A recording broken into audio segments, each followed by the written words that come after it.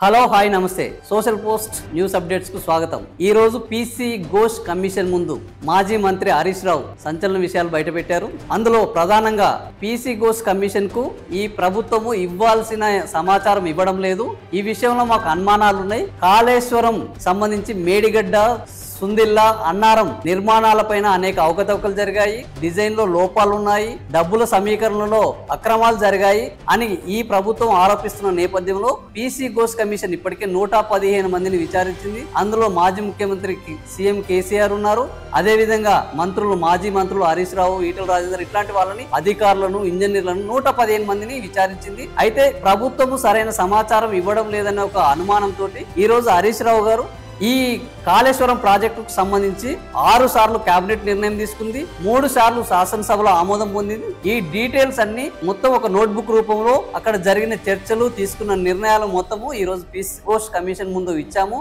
ఇది అదనపు సమాచారాన్ని మేము ఇచ్చాము, కేవలం ప్రభుత్వం ఇస్తుందన్న నమ్మకం లేకపోవడం వల్లనే ఇచ్చాము అని ఈ రోజు చెప్పడం జరిగింది। అంతేకాకుండా పీసీ ఘోష్ కమిషన్ కూడా ఈ నెలాఖరు లోప నివేదిక ఇవ్వబోతుందని చెప్తుంది।